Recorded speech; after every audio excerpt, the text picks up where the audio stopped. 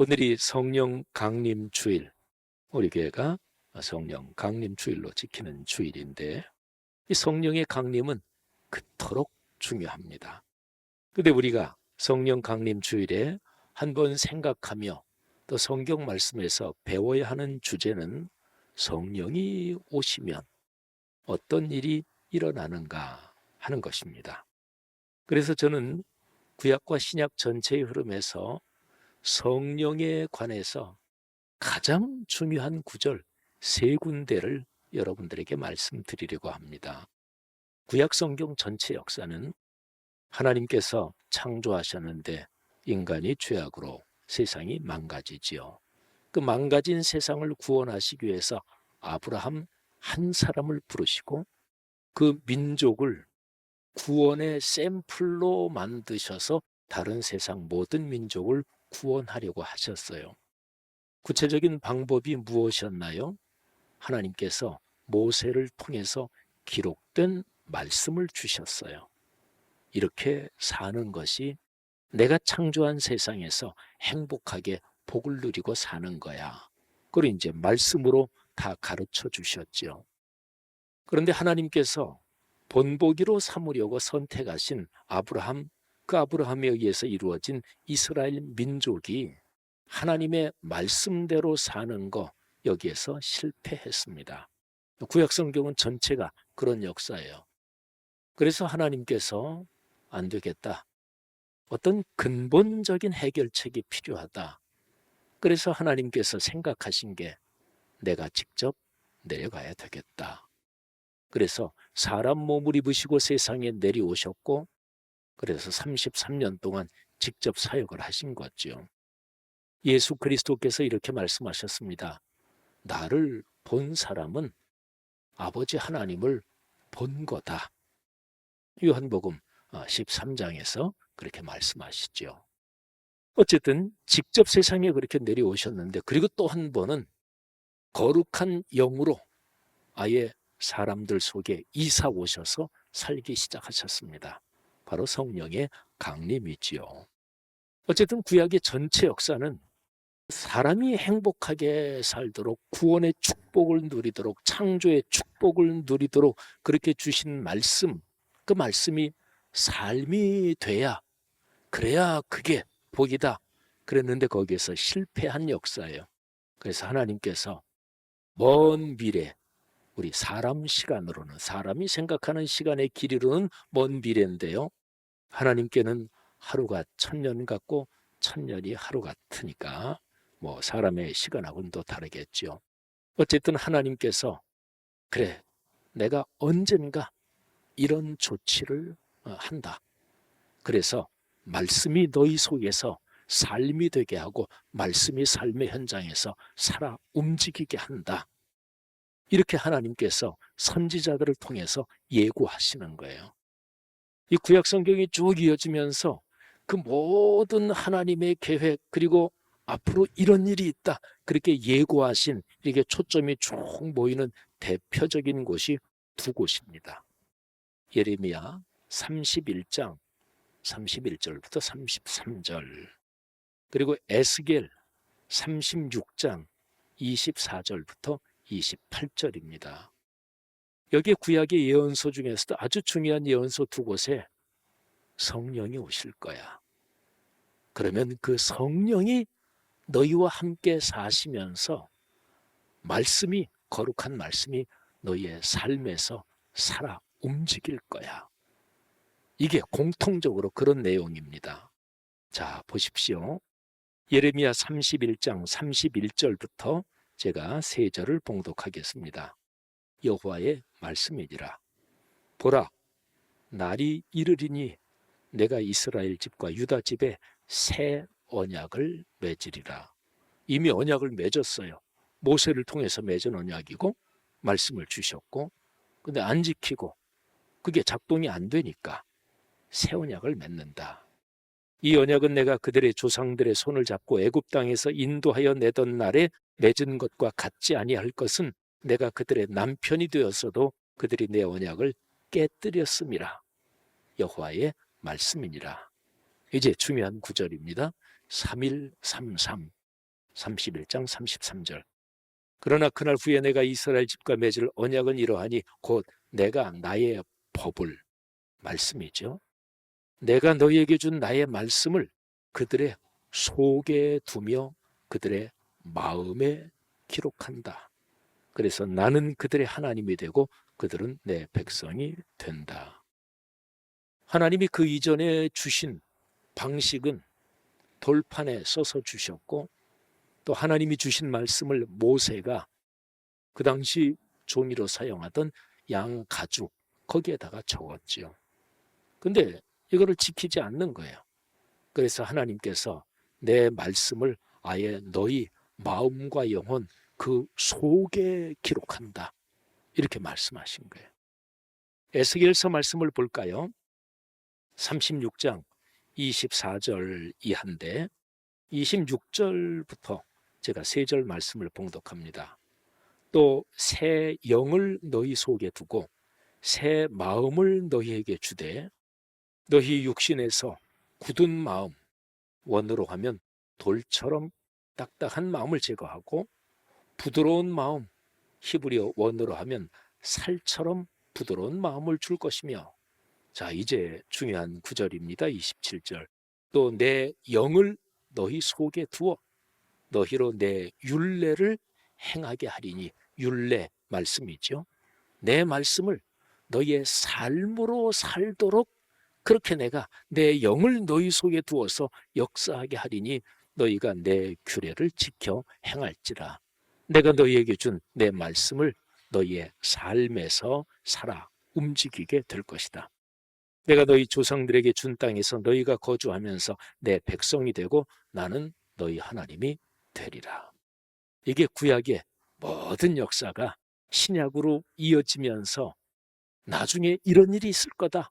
제일 중요한 초점이 이것입니다. 뭐 제일 중요할 수밖에 없죠. 하나님이 오신다는데, 그렇죠? 사랑하신 여러분, 성령에 대한 성경에서 제일 중요한 한 군데를 제가 말씀드렸어요. 구약의 예언서, 예레미야, 에스겔. 자, 두 번째가 요한복음, 오늘 성경 말씀 같이 봉독한 14장, 15장, 16절입니다. 그리고 세 번째가 성령이 직접적으로 오신 사도행전 2장, 그리고 1장 8절에서 그 예고가 나오지요. 오직 성령이 너희에게 임하시면 너희가 권능을 받고 예루살렘과 온 유대와 사마리아와 땅 끝까지 이르러 내 증인이 되리라. 사도행전 1장 8절에서 예고하고 바로 2장 1절 이하에서 성령 강림 사건이 발생하지요. 사도행전의 그 말씀은 제가 이번 주간 수요 예배 때 말씀을 드리겠습니다. 자, 이제는 요한복음 14, 15, 16장입니다.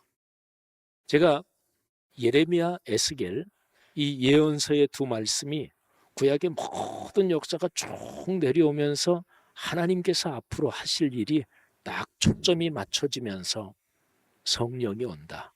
나의 영을 보낸다. 그러면 나의 영이 내가 너희에게 준 말씀을 마음과 영혼에 새기고 그래서 너희의 삶으로 살아 움직이게 한다. 이것이라 그랬죠. 자, 예수 그리스도께서 세상에 오셨습니다. 하나님의 아들, 성자 하나님이시죠. 그분이 33년 동안 이 세상에 계시면서 쭉 사역을 하셨고 그리고 십자가에 달려 돌아가셨습니다. 제일 마지막 사역이 십자가 사건이죠. 그런데 십자가에 달리시기 바로 직전에 십자가에 달리시기 그 전날 저녁에 마지막 저녁 식사를 하시죠. 최후의 만찬. 그리고 저녁 식사 끝나고 나서 예수님께서 길게 제자들에게 말씀을 주십니다. 3장에 걸쳐서 요한복음 14장, 15장, 16장. 예수님의 생애를 기록한 사복음서에서 예수님이 주신 가르침에서 3장에 걸쳐서 길게 기록된 가르침은 딱 2군데예요. 산상설교가 기록된 마태복음 5, 6, 7장. 그리고 최후의 만찬 식사를 하시고 나서 길게 가르침을 주신 요한복음 14, 15, 16장. 그러니까 지금 요한복음 14, 15, 16장이 얼마나 중요한 말씀인가, 예수님의 전체 생애에서 그걸 제가 말씀드리는 거예요. 이 말씀을 주시고 그리고서 겟세마네 동산으로 기도하러 가셨다가 한밤중에 체포돼서 밤새 불법 재판 받으시고 그 다음날 십자가에 달려 돌아가시는 거예요. 자, 그러면 요한복음 14, 15, 16장에서 뭐 당연하게 예수님이 3년의 모든 사역을 마무리하는 가장 중요한 말씀을 주셨을 거 아니겠어요. 그 초점이, 제일 중요한 초점이 한 두세 가지 되는데 그 중에도 핵심 심장이 보혜사가 오실 거야, 이것입니다. 오늘 여러분과 제가 같이 읽은 요한복음 14장, 15장, 16장 세 절 말씀을 보면 거기에 보혜사 성령이 오신다, 이 말씀이 있어요. 자, 14장에서 한 절 26절, 15장에서도 한 절, 숫자는 똑같아요. 역시 26절. 그리고 16장에서 13절 세 번 직접적으로 성령이 오신다, 이 말씀을 예수님이 하세요. 근데 첫 번째, 두 번째 말씀에서 성령을 보혜사 이렇게 말씀하셨어요. 헬라어로 파라클레토스라는 말인데 변호사, 내 편 들어주는 사람, 내 옆에 있는 사람, 나를 보호해 주시는 분, 뭐 이런 뜻이에요. 한글로 참 번역이 멋지게 됐어요. 이 단어를 어떻게 번역하나 사실은 굉장히 쉽지 않은데, 보호하시고 은혜를 주시는 나의 스승 선생님, 보혜사, 참 멋진 번역이에요. 그런데 여기 보혜사, 이 말이 14장 26절, 15장 26절 두 번에 걸쳐서 나와요. 성령은 보혜사이십니다. 독일어 성경은 이 보혜사를 바이슈탄트 이렇게 번역했어요. 슈탄트, 서 있다. 바이, 옆에. 그러니까 내 옆에 나와 같이 계시는 분, 이렇게 번역했어요. 독일어 번역보다는 한글 보혜사라는 번역이 더 사실은 뜻이 깊고 좋습니다. 자, 그런데 중요한 것이 두 번에 걸쳐서 또 15장과 16장 거기에 나오는 걸 보면 성령을 이렇게 표현했어요. 진리의 성령. 자, 진리의 성령. 진리, 그러면 얼른 명확하죠. 그렇습니다. 하나님의 말씀이 진리잖아요. 그러니까 성령은 말씀의 성령이에요. 자, 그러면 보혜사라는 거하고 진리의 성령, 말씀의 성령, 이 두 가지를 한번 연결시켜 볼까요? 성령은 우리 옆에서, 우리 안에서 우리를 보호하시고 이끌어 주시고 친구가 되시고 내 편 들어 주시고 어려울 때 위로해 주시고 나를 위해서 싸워 주시고 이러는 우리를 위한 거룩한 영이에요. 근데 그분이 무엇을 가지고 그렇게 하실까요? 말씀의 성령이시잖아요. 말씀을 가지고, 말씀이 우리의 삶에서 능력으로 살아 움직이게 하시면서 성령이 그 일을 하시는 거예요. 자, 이 얘기를 잘 들으세요. 우리 한국교회 전체의 성령론, 성령에 대한 가르침이 사실은 성경 중심 흐름에서 사실은 많이 옆길로 가 있어요. 자, 성령 충만, 성령이 우리 안에 계신데 더 충만하다. 그러면은 어떤 일이 일어날까요? 우리 보통 금방 생각하는 건 방언의 은사, 치병의 은사, 여러 기적적인 걸 먼저 생각하잖아요. 그것도 맞는데 그게 중심이 아닙니다. 그거는 부차적입니다. 그런데 이런 기적적인 현상을 많이 강조하고 그러면서 전 세계도 마찬가지예요. 펜테코스탈 운동이라고 하는 오순절 순복음 운동이 이적과 기적을 강조하는, 그래서 다른 종교 현상에서도 다 일어나는 그런 일들의 곁길로 빠져버린 사례가 많습니다. 성경의 가르침은 뭐냐?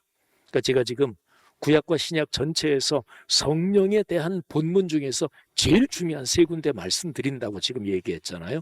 구약에서 예레미야, 에스겔, 신약에서 사도행전은 돌아오는 수요일에, 그리고 요한복음. 요한복음이 아주 명백합니다. 자, 3절에서 성령이 오시면 무슨 일을 하시는가? 자, 14장 26절. 성령이 오시면 그가 너희에게 모든 것을 가르친대요. 모든 것을 가르친다. 그 모든 것이 무엇일까? 바로 뒤에 설명이 있어요. 내가 너희에게 말한 모든 것을 생각나게 한다.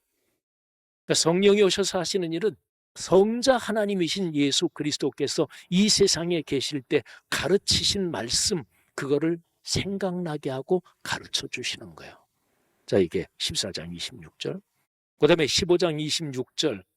자, 진리의 성령이 오실 때 그가 나를 증언하실 것이요.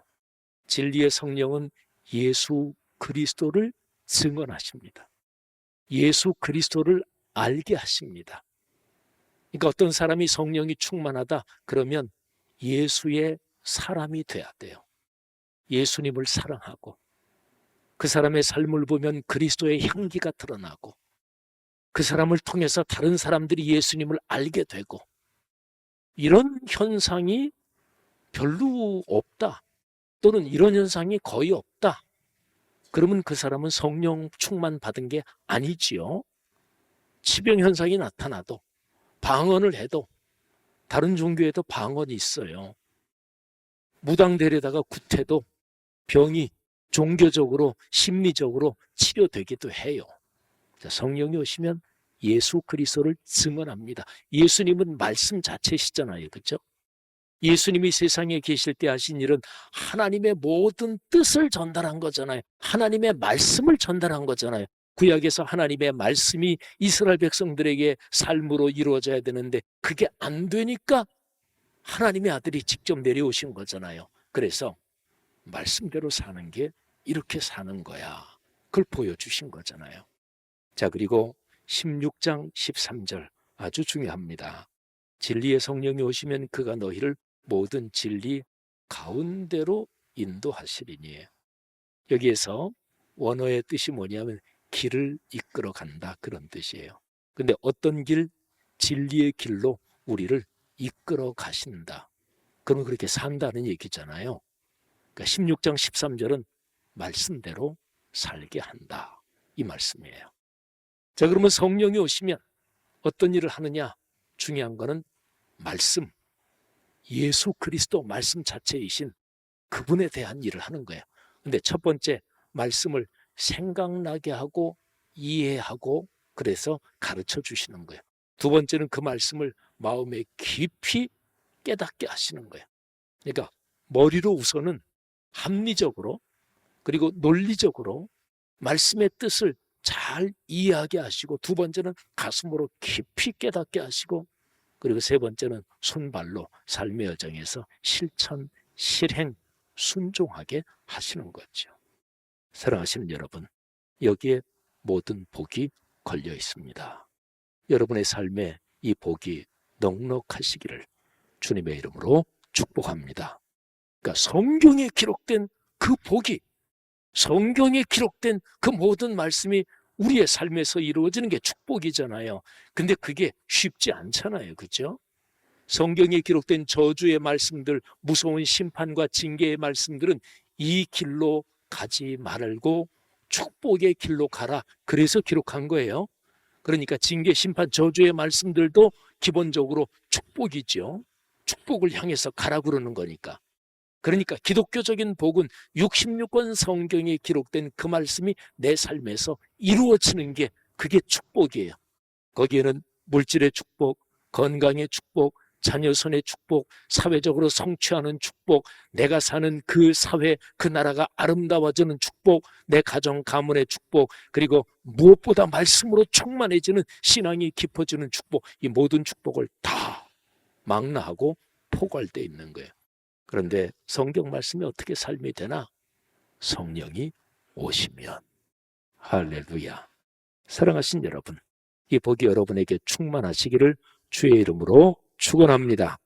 오늘 설교 끝나고 부를 찬송을 제가 이렇게 찾다가, 찬송가 이제 작시하는 사람들, 가사 쓰는 사람들, 그런 분들이 이제 성경을 묵상하면서 은혜 받아서 가사를 쓰잖아요. 근데 우리 찬송가에 실려 있는 성령에 대한 그 찬송을 제가 여러 개를 다 이렇게 봤는데, 성령이 오시면 구체적으로 무슨 일이 일어나나, 여기에 초점이 잘 맞춰진 찬송이 거의 없어요. 근데 그 중에 하나, 193장이 그래도 그중 가장 초점이 잘 맞춰져 있더라고요. 가사를 한번 들어보시겠어요? 성령의 봄바람 불어오니 믿음의 새싹이 움터오고. 아유, 참 가사가 멋져요. 성령을 봄바람으로 비유했어요. 보통 한국에서 성령 그럼 막 불같이 뜨겁고, 그리고 그냥 목이 쉬도록 통성으로 기도하고 막 그냥 할렐루야 하면서 기도하고 이거 떠올리잖아요. 근데 성령은 그렇게도 역사하시지만 1절 성령의 봄바람 불어오니, 그러니까 무슨 일이 생겨요? 믿음이 새싹처럼 돋아오르는 거예요. 믿음의 대상은 말씀이죠. 예수 그리스도시죠. 성령의 단비로 흡족하니 메마른 영혼을 적셔주네. 단비. 불같은 성령 임하시니 마음에 기쁨이 넘치네. 1절이에요. 2절. 성령의 생수를 마시는 자 갈급한 심령이 해갈되고. 많이 들어본 그런 표현이죠.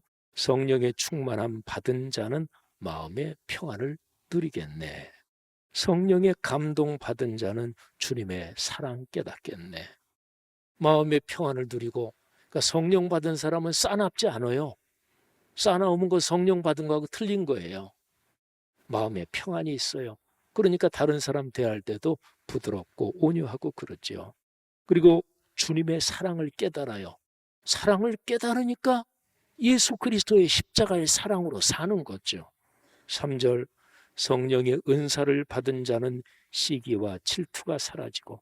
참 단순한 표현인데 제가 이 가사에 깊이 감동을 받았어요. 그렇지. 성령의 은사를 받은 사람, 은사 중에 은사는 인간관계에서 누구나 다 시기 질투 있잖아요. 근데 그 시기 질투가 사라지고, 성령의 지혜를 받은 자는 이웃과 한 형제 되었도다. 이거 멋진 말이잖아요. 성령의 지혜를 받은 사람, 이웃과 한 형제. 누가 형제 자매의 신앙적으로? 우리나라 모든 사람 다. 불교 믿는 사람, 성경적으로 형제 자매죠. 이슬람 믿는 사람, 형제 자매죠. 온 세계 인류가 다 형제 자매죠. 이게 성경의 가르침이잖아요. 너무나 명백하잖아요. 무신론자도 형제 자매요. 예수 그리스도께서 누구를 위해 십자가에 달려 돌아가셨나요? 인류 전체. 타 종교를 믿는 사람은 예수님의 십자가 보혈에서 제외되나요? 아니죠. 그들에게도 복음이 전해져야 되는 거지요. 자, 3절 말씀, 참 성령의 권능 받은 자는 사랑의 복음 전파하네. 그리고서 제가 우리 교회에서 늘 강조하고 가르쳤던 거를 담아서 제가 이게 3절까지만 있는데 4절은 제가 가사를 만들었어요. 들어보세요. 보혜사 성령이 오시오니 진리의 말씀이 생각나고, 진리의 성령이 오시오니 말씀을 깨달아 삶이 되네. 성령의 권능 임하셔서 하나님 나라 이루소서. 성도 여러분, 오늘 성령 강림 주일입니다. 우리 교회에서 참 많이도 강조하는 말씀이 삶이 되어야 한다.